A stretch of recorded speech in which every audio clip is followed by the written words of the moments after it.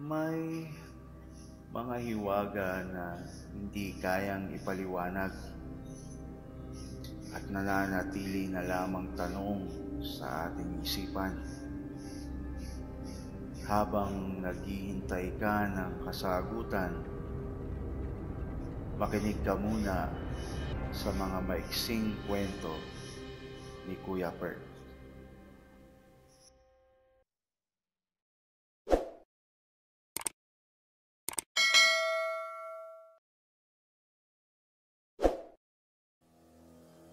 Mga sulat mula sa Biringan. May mga alamat tungkol sa Biringan.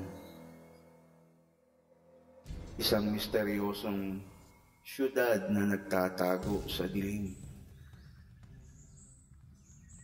Hindi kailanman mahahanap ng mga karaniwang mata. Ang sabi ng matatanda, ang mga pumapasok dito ay bihira ng makabalik. At kung makabalik man, sila ay iba na ang ikinikilos. Tulad ng mga aninong naglalakad. Unang sulat. Minamahal kong pamilya.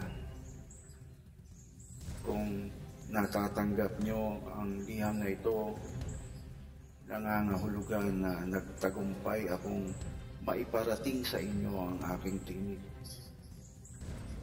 Ako si Marco. Nawala 10 taon na ang nakalilipas. Ang panahon dito ay kakaiba. Parang naipit sa pagitan ng panaginip at katotohanan.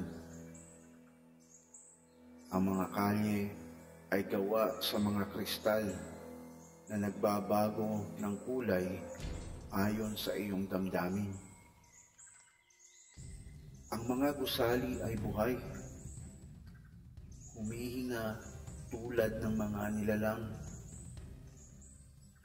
Ang mga tao dito ay kaakit-akit, ngunit nakakatakot.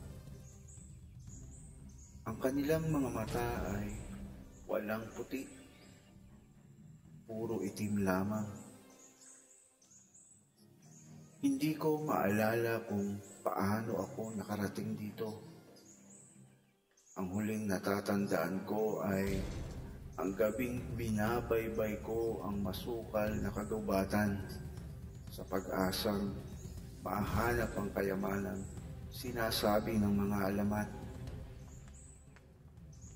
Ngunit ang aking paghahanap ay nagdala sa akin sa ibang mundo.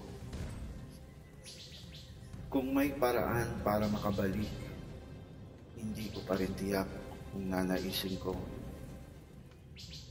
Ang Biringan ay kamangha-mangha, ngunit puno ng mga lihim na maaaring hindi dapat matuklasan. Sa ngayon, ipinapadala ko ang liham na ito sa pamamagitan ng isang ibong ginto na sinasabing makakatawid sa mundo ng mga tao. Sana'y mabasa ninyo ito mula sa inyong anak, Marco. Ikalawang sulat. Minamahal kong mga magulang. Nagdaan ng maraming buwan, ngunit nararamdaman ko pa rin ang inyong presensya.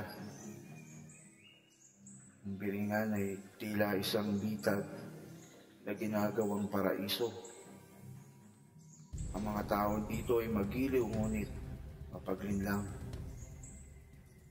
May mga gabi kung saan naririnig ko ang kanilang mga bulong, mga lingaw-ngaw ng mga boses na pamilyar, ngunit may halong takot. Sinubukan kong lumikas, ngunit ang bawat daan ay nagbabalik lamang sa akin. Para bang ang syudad ay nag-aayos ng sarili nito upang ako'y manatili. Ngunit isang gabi, nakatagpo ako ng isang matandang lalaki na tila tulad ko. Isang estranghero sa lugar na ito. Sabi niya, ang tanging paraan upang makabalik ay ang pagtuklas ng lihim na pintuan na nagtatago sa lilim ng sariling takot. Isusulat ko muli kapag may nalaman pa ako. Inyong anak, Marco. Ikatlong sulat. Mga pinakamamahal kong pamilya, hindi ko na alam kung kailan ko pa kayo muling makakausap. Ang Biringan ay masalimuot at mapanganib. May mga nilalang na nagtatago sa mga anino. Mga mata na palaging nakamasid. Ngunit may isa akong natuklasan